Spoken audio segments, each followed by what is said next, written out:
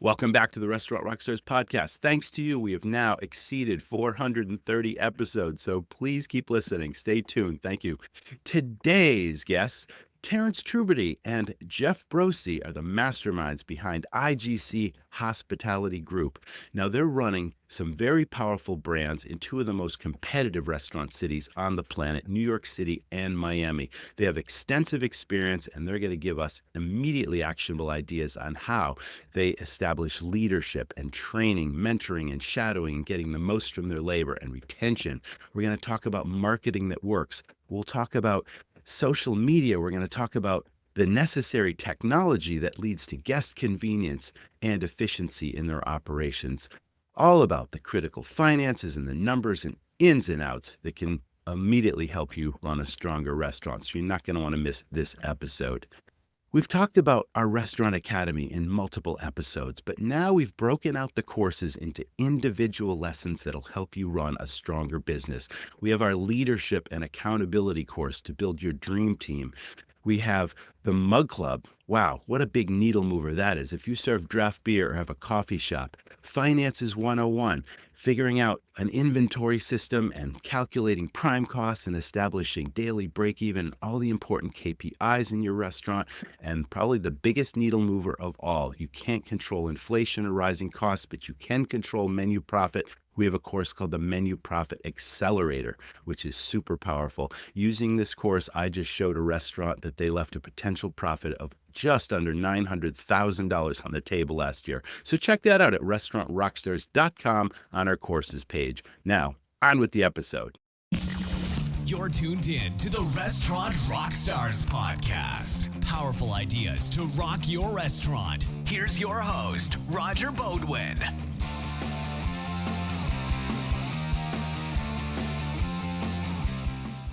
Listen, don't lose birthday business to your competition. People celebrate birthdays 7 days a week. The check averages are high, and when they have fun in your place, they'll come back again. Talk to my buddy Dyson. He's an operator also, just like you and me, but now he runs a done-for-you birthday club.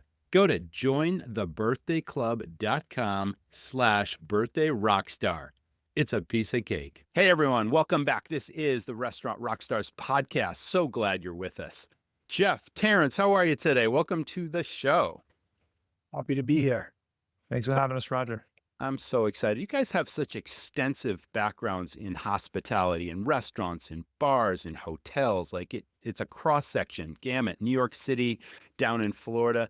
Where did it all begin? There's obviously a huge passion there for both of you. Just tell us just a brief background of why hospitality and why this business. I could take this one, Jeff. Jeff and I actually went to college together, and we went to college in the Bronx. And about 20 somewhat years ago, we were graduating. We could either become firemen, or we could become that Irish American kind of background, or we could become bar owners. And Jeff was finishing up his master's degree, and we decided to partner up in a few places, especially on the East Side. So it's in our blood. Hospitality grew up in the business. My father owned a restaurant out in Rockaway Beach, and Jeff's family owned a bar on the West Side. So we were born into it. All right, so there's a legacy there, but can you both say what's made the biggest difference to your success? Because again, highly competitive industry, one of the most dynamic and challenging businesses out there. I've been in multiple businesses. Restaurants for sure have been the most challenging. What's made the biggest difference in your success? I see. For us has been not forgetting where we come from and making sure that we take care of the people that work for us and with us every day. It's been important for us since day one. Jeff, if you want to jump in. Yeah, I think finding the right people, I think is key, right? And being empathetic to those people. I think also our big success was we followed our trends of as we grew up, right? So we were in our 20s. We had a pub club that was very similar to what we are. We went to a little more nightlife, then went into restaurants because that was a lot of our crowd and in our backyard of our people that we went to high school with, college with, because this is where we started our business. This is the people that followed us. Fantastic. Hospitality is, of course, the foundation of our business. What does that mean to you and your restaurant group, your hotel group? And how does it define your culture? Hospitality for us, I think it's the anticipation of a guest's needs. Our guest, from a management perspective, is our employees. So we try to anticipate what our employees' needs might be and try to meet them where they are. That helps. Obviously, that comes full circle for our guests. Our culture is built on something that we developed called 4-H, and we use that to help orientate people to our company. It's human, it's hospitable, it's being hungry, it's being humble. I like that. Keep going. Yeah. And basically, it's a compass that we try to tell managers that use this compass to make decisions. Being human, be a person over the process. When you're humble, you never stumble. So humility is important, right? The customer is usually always right, but that's not the case always. Being hungry, right? Drive for excellence. Try to be every day, work up better than you were the next day. And then hospitality is just what we're here about, but it's not the end all be all. It's this kind of compass that balances us all out. It's such a tough business. Yeah, I like that. Those are 4 pillars, really. I like the 4-H concept. That's great. That seems to me more of a cultural thing that is infused throughout your organization versus just a mission. And I say this all the time. It's like mission statements are old and tired. It might hang on the wall. No one cares or practices it, but these sound like they're pillars that are actually practiced across your organization. So thanks for sharing that. Yeah. Thank you. Core. I like that. Absolutely. Now, you've created powerful brands that resonate. So there's the word resonate, and then there's relevant. So resonate is creating something really strong that gets the attention of the public in a competitive marketplace. But then how do you sustain that and stay relevant across, say, multiple demographic groups? Because we could go on and talk about restaurants that lasted 30, 40 years and their population aged out. They didn't keep up with the younger people, and now those businesses are dead. So staying relevant as well as resonating are both important. How would you answer that? JB? Sure. So I think obviously we've got to follow the trends. We got to follow the food trends. We got to stay relevant in regards to our social media presence. And I think the key word to all this is consistent, right? Even if we're following these trends of food and elevating our cocktails and our wine program, we still need to be consistent across the board, right? They're going to come in every day. I think something we always talk about is genuine hospitality, right? So people always come in for the people and how they feel and what they feel when they come through our doors. That will never change. What's on the plate can change, what's in the glass can change, but as long as we're always providing that genuine hospitality and following the trends as we go through that, I think that consistency will continue to elevate and continue to bring people back. So training is foundational, and you probably have veterans that have been with you a long time. And then there's new people that come in the door in a variety of positions, week to week, day to day. And obviously you want to maintain longevity. You want to build a crew that's all pulling in the same direction with the same philosophies in mind. What are your service philosophies in training, and what's your approach, and how does it work? We take it day by day, but our core is 21 steps of service. And if 21 steps of service is too much, we'll knock it down to 14 steps of service. But it's continual. So every month, even for our management training, we do classes in the office, or we're doing hands-on P&L training, right? We're doing service training, trying to hold everybody accountable, but at the same time, balance that human side of being as consistent as possible, but making sure that we're checking all these boxes. Because when you have an organization as large as we are, it's important that those things have just followed through on. Glenn, who's one of our service managers, he's one of our operating managers. He's hitting all of these restaurants and making sure these table tests are being done, making sure that the managers are following through on a DOH checklist every day. Things like that just seem a little repetitive, but also they're important to running successful restaurants. Anything to add on that, Jeff, or is that covering it? I think that covers it, but I also think we use the philosophy of people over process, right? Sometimes we put processes in place that sometimes they don't always make sense. Sometimes you have to put the human side of it before the process as well. Is there mentoring and shadowing that happens where perhaps a new person will follow someone or even multiple people like your A players because different people have best practices and different styles and you can learn something from different people before you turn somebody new on the floor? Absolutely. There's a 5-day, there's a 5-day training. They'll have to pass a few tests, table tests and menu tests. And if they need some more time, we'll give them more time. They work every position in the restaurant, whether if they're a server, they're running food, they're bussing, they're hitting all the points of the restaurant. Even at the host stand, they'll do a shift with the host. We try to give them as much as we can, but also we understand it's a job. And they're excited to get on the floor and start making real money.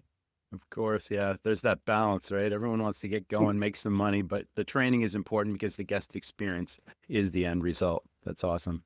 And just to add to that, depending on the position, hourly position versus a management type position, what we've learned over time in the last, I would say 2 years, the technology training to the management is something we really had to pick up, right? Because there's so much more tech now that's been within the business that it takes a lot for the people to understand it, where sometimes we took our managers, threw them right on the floor, let them get training on the day to day. And then the back end stuff that they needed to understand of what technology we had, it was almost crippling them, right? Because it was taking so much time. So we actually took a few days during that training period, brought them back to the office, let them really understand the tech side of the business as well before they hit the floor. I'm glad you brought that up. We're going to cover tech stacks coming up, but let's stick with this question for a moment. And I'm curious what you look for in a new hire, one, and two, do you hire for experience or a personality and approach? Will you hire an experienced person, even if perhaps the first impression isn't? Tell me about that. What do you expect people to bring to the table and how do you hire?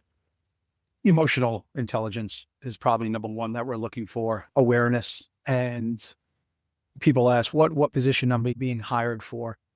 We don't hire for a position. We hire the person. And some people are taken back by that. But because in this business, everything is temporary. We were barbacks growing up and we then became bartenders and so on and so forth. This is a road, a path. And so when you're looking at a position of their hiring, you're looking at the person first. Very good. Excellent. So are there labor challenges in your organization and how have you solved those? Everyone's talking about short staffing, looking for good people, can't find great people. There's too much of that warm body thing where people hire anyone just because the show must go on, but yet it affects the guest experience. What's the balance there and how have you dealt with it? It's challenging. It's extremely challenging. Since COVID, we feel a lot of people have left the industry. For sure. So we've been trying to cultivate within. We're definitely trying to grow within. Like we just discussed before in regards to our hiring practices and what we're looking for. That's where it comes down to who's hungry, who's going to be looking to grow within the organization, who's going to be wanting to become from a server all the way up to an executive on the management level. Hiring within, I think, has been extremely important for us in growing and teaching and educating so they can grow. But in regards to finding staff, I would say it's been extremely challenging in New York. And I think as long as, of all the other restaurant operators that we speak to, they're all facing the same exact problems. Yeah. And there has to be a future to this industry. We can't continue to lose good people to other industries. And obviously there's pay and there's camaraderie and team spirit and all those things that people look for. It's not just about how much they make. It's also about fit and it's about chemistry and fun. This is a fun industry, but it's unfortunate that a lot of people start here only as a stepping stone to get somewhere else where you really want to cultivate people that have a passion for hospitality and they want to grow within this business because there really are so many opportunities. You don't need a formal education. You can travel the world and make a good living just with hospitality skills and people skills and the things that you're teaching your people every day. So it is sad and it's challenging and we're all hoping for a solution, but everyone's struggling with it. Every person should work in a restaurant at least once or one day or 1 hour. There'd be a lot more empathy in this world. Absolutely. What are today's restaurant guests seeking and their experiences and how are you constantly you mentioned trends earlier and following trends. when do you know when, okay, this is time to move on to something else because something's hot now and it's fleeting? It is a fickle industry after all, too. It can be, unless you've got that consistency. Your menu doesn't really change. It's tried and true, but that can't be true either in an organization as large as yours. So where's the balance with that? We've built contemporary restaurants as far as design goes. We've had better luck with classic restaurants, again, tried and true, dark woods, taverns, things that just don't go out of style. Yeah. We call it like finding their little hole. People want to be, number one, I think people want to be recognized. They want to feel like a regular. And through tech and through good management training, we're able to build really a great regular base. As far as food trends go, the cheeseburger is now it's the hottest food. It's been the hottest food for 50 years. Whereas every restaurant has a burrata on it now. And 15, 20 years ago, that wasn't the case. I think that shift is happening, and people's palates are always changing and their tastes are always changing. Obviously, COVID threw a whole wrench into even the cocktail world for us. What we found is that people are drinking a lot more martinis than they were pre-COVID. So I think it's listening and tweaking. It's not flipping the apple cart. And it all comes down to what Jeff said, like just consistency. And we used to call it SALT, right? Like with the manager, it's sound, ambiance, lighting, temperature, SALT. I try to explain that to people now, and they're like, or 20-something-year-old managers like, I don't know what you're talking about. So I say vibe check. I like that. What's the vibe? What's the vibe check? What are we doing? How's the vibe in here? And how's the music? How's the temperature? How's the lighting? How's the energy? Are we matching it? Is the staff matching it? Sometimes you got to bring it back. Sometimes you got to go forward. Or even like on our training, we have to change the words that we're using because this is our third decade in the business and working in the industry. We started working in bars in the mid 90s, and now here we are in the mid 2020. It's crazy. I like that acronym. SALT is good. Consistency is so important, especially when you've got multiple venues across the city, down south. How often do you cross shop, for lack of a better term, your different venues, just to get your perspective on how well are these places being managed and what's missing? The 1,000 details are constantly ever present when we own properties like this. And it's so hard to reach perfection in this business when there's so many details. What do you think about that? Do you travel quite a bit? Do you have other people that mystery shop for you? What's your plan there? I think it's across the board. We try to get into the venues as often as possible to check in on that vibe check as Terence described. Also, on top of that, we do use secret shoppers. So a few different organizations that we've used to just go in to check in on the consistency. And then we also have our executive level that are in and out of the venues every single day. So they try to map out across the board that somebody is in each venue as at least on a regular basis for that day or for a shift, just to make sure that we're staying consistent to all of that SALT that Terence was describing. All right. Very good. New York City, don't need to talk about how expensive it is to do business in New York, but irregardless, no matter where you are in this country, it's becoming harder and harder to maintain the value proposition to a guest amidst inflation, rising costs, and short staffing.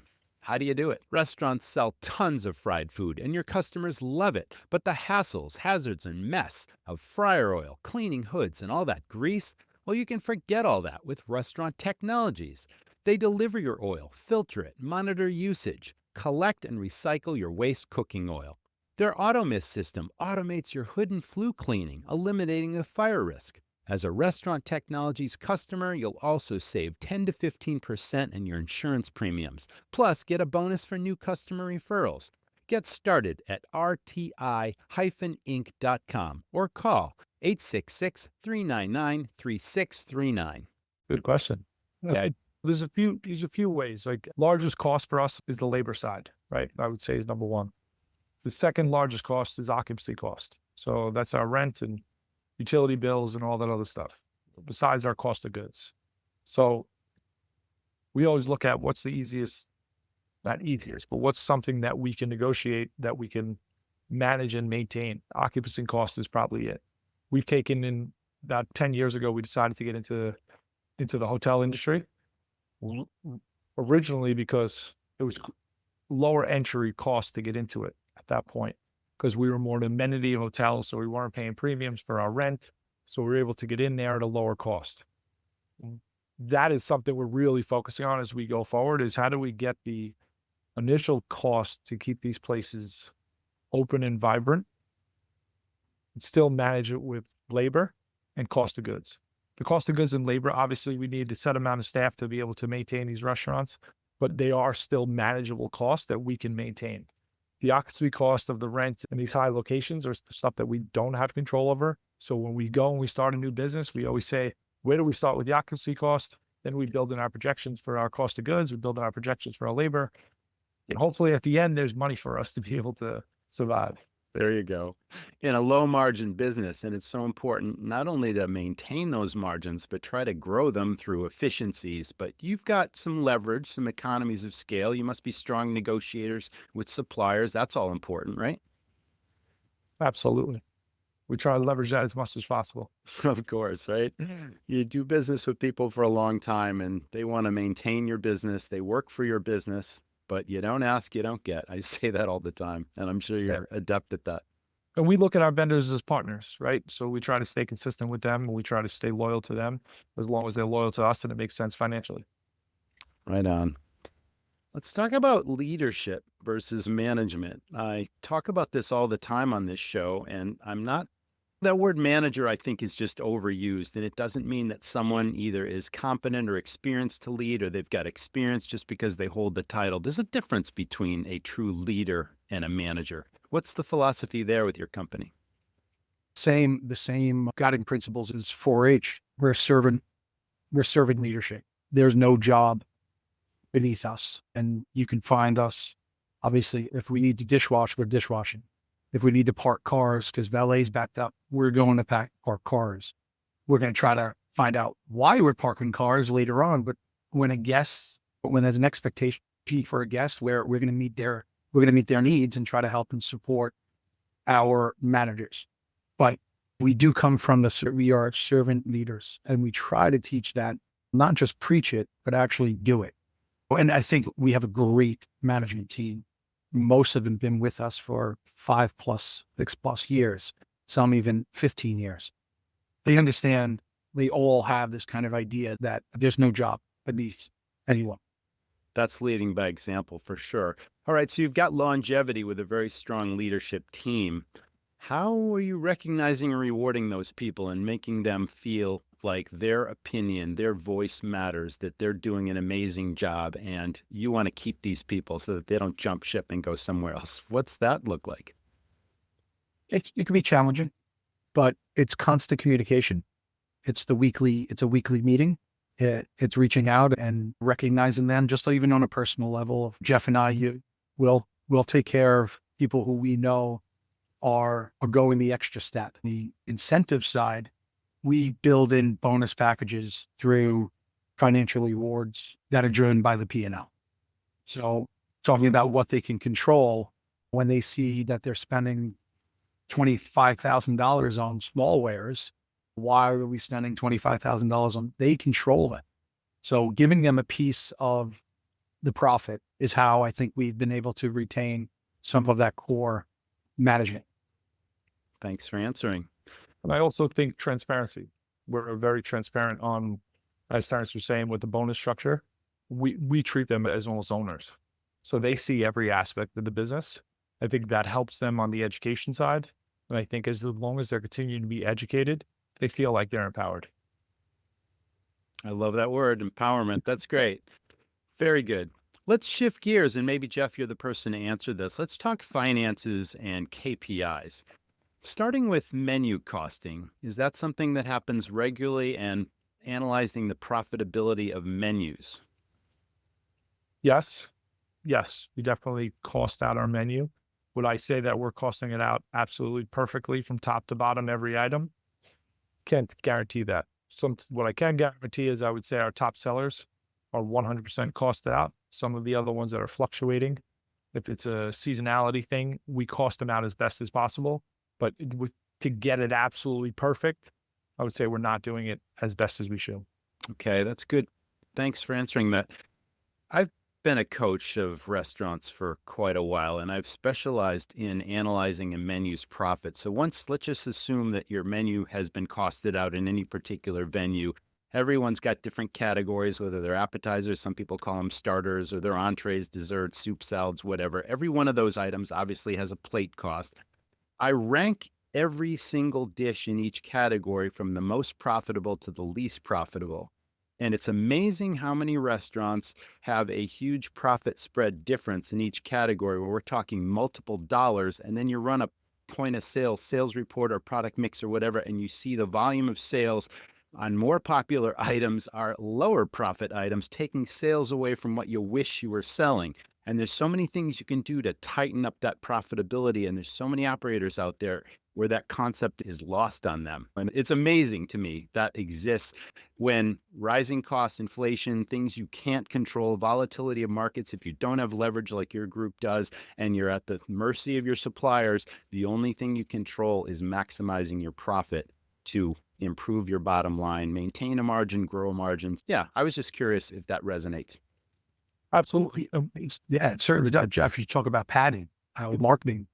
She came in last week and came up with an idea saying, hey, can I get a P-mix from the managers every week? Because I actually want to highlight the most profitable and the top sellers so we can match that on where we're marketing our social media. And that goes back to that kind of transparency of showing everybody the numbers.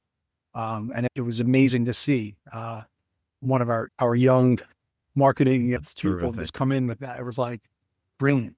That is fantastic. So I love the word entrepreneur, and it sounds like you're growing entrepreneurs because your people treat the place like they owned it. They run it to the numbers, and they care about the hospitality approach and all those things. They're not just employees. It's like they're part of a team that understands the bigger picture. You might train for that, but you can't have too many people like that in your organization. It sounds like that young lady is one of those people. Very cool. Yes, absolutely. You touched on tech stacks earlier. What tech is vitally important? You mentioned, okay, there were a couple hiccups along the road, and training people in a new technology takes a little bit of time, but if it increases efficiency and enhances the guest experience, we need this stuff. What really is a needle mover for you? What can't you live without from a tech standpoint? Probably say 7 Rooms is our CRM reservation platform, is what we use across the board. We've been using it now for, let's see, what are we on, almost 10 years now? Oh, yeah. We probably have over 1 million plus members within our CRM now from our client base that we've built. It allows us to monitor on what they're eating, the trends that they're coming, how often they're coming, the money they're spending, just so we can truly understand our guest. I would say is our number one tech. I would say our second largest is we use a company called Margin Edge. That is our inventory and our bill pay system that we use throughout the organization. What else do you think, T? I mean, POSs, but I want to go back to 7 Rooms. Just even thinking about how your inventory is, your seating inventory, and relaying that back to a PMS, a property management system that people use in hotels. 7 Rooms allows you to control your inventory and dishes it out to all those other third-party services. That's the idea of it, and that's where we were really attracted to it. We saw how much we were spending with Open Table in 2013 and 14 and 15, and we said, there's got to be a better system out there. And we've grown with 7 Rooms, so we can't speak enough about it. And then we were early investors in Bbot, which was a delivery platform system that we integrated into the hotels that we're in. So the QR code was in the hotel room. They could just snap it and direct order to the kitchen. And that was a pretty easy integration for us in some of these, in the hotels that we were servicing. Excellent. Everyone needs technology. There's been a hesitation in this industry, not necessarily in the larger restaurant groups, but overall in this industry. Tech is something that people there's some stumbling block about it. And there's new technology coming out all the time. And there's a monthly residual payment to it. There's a learning curve for your people. We've talked about all these things. And I'd really like the industry to embrace it a little bit more. How about artificial intelligence? You using that in any degree? We use it in our phone system right now. I use a company called Slang, which is a automated system that actually is hopefully going to integrate with 7 rooms. So when people are calling in regards to their phone number pops up, it will develop their profile that's built into our CRM. So we know when certain guests are calling, VIPs, whatever, people that have been with us multiple times, if they have a birthday or celebration coming up, that it'll be able to recognize that because that information is inside our CRM. The AI stuff is still pretty new for the restaurant side of things. We are looking at it on some of the inventory stuff as well to be able to, because what's happening now is we're realizing that we have all these different technologies, but none of them speak to each other. That's It's still taking all of this data that everybody's collecting from all different sides. You still need a human to put it all together. So we've been reaching out to a few different AI companies that are able to possibly take all the data that we have and then spit out the information that we need. Okay, very good. Let's shift gears and talk marketing. Besides PR, what is a big marketing strategy that really works? Do you use influencers? In a city like New York, there's so many different restaurants to compete against. What's your marketing plan look like? We just throw stuff against the wall and see where it sticks, Roger. It seems to work these days. Internally, we have a marketing department and they've been focusing on social media ads, but it still goes back to the fact word of mouth is still number one. Always will be. That starts on premise. Buy that person you drink. If we messed up, buy them the meat. Don't let them walk out the door feeling that we didn't take care of them. And that person is going to tell 5 to 10 other people, hey, they took care of me there. Hey, they did the right thing. They messed up, but they did the right thing. I'm going to give them another shot. It's so many times when you walked into some of the best restaurants in New York, it's like, they didn't even say goodnight, or it was just weird. So the marketing for us starts on premise and taking care of the guest. But as far as, we use a company called Targetable that we've seen a little bit of success with social media. Influencers, we haven't paid for influencers, but we will do some credits here and there. What we found is that the organic viral videos are usually from people that just like what we're doing, whether that's at the Rockaway Hotel where a TikTok was now at a few 100,000 on just her stay there. And she got the true essence of what we're trying to do at the Rockaway Hotel, even in the winter, which is a beachside hotel. So you could obviously tell that winters can be a little bit on the quieter side, but organic, tried and true. How about online reviews? It's unfortunate that human nature tends to lean toward the negative. So they'll slam you on an online review for a minor infraction. There's some people that are just impossible to please. Not everyone, of course, but you almost have to ask for a positive review. You can deliver amazing experiences, and not everyone is going to go right to online and give you guys a 5-star. And that's unfortunate. Do you do anything to encourage that? Do you ask for reviews if people had a great experience? It's about communication on the floor with your people. What do you do? Going back to that, right ahead, Jeff, with the incentive of incentivizing our managers, their bonus is structured around maintaining a certain level of guest reviews. And we respond to every review, good or bad, online. And then 7 Rooms has an automatic review. And weekly, we look at all those reviews and we are letting our management team know, hey, here's the follow-up. What happened here? Do we need to make this right? Or let's get some more information and go from there. Fantastic. Anything else you'd like to share? We've covered a lot of ground today. That was great. Really appreciate it. We did. I really appreciate you guys being here. Hospitality professionals, you're a credit to the industry. And I just love talking shop with people that are like-minded, that are moving forward and progressive. Thank you so much for being with us. Thank you, Roger. Appreciate it. That was the Restaurant Rockstars Podcast. Thanks so much to our audience for tuning in. Thanks to this week's sponsors for supporting our show. Can't wait to see you all in the next episode. Stay tuned, and we'll see you there. Listen, what would it feel like to lower your operating costs, double your sales, lower staff turnover, create raving fans, and design a menu that literally prints money? Our online restaurant training system will teach you and your staff to rock your restaurant and transform your business. Head on over to restaurantrockstars.com. It'll take you less than 5 minutes to get started. You've got this. Thanks for listening to the Restaurant Rockstars Podcast. For lots of great resources, head over to restaurantrockstars.com. See you next time.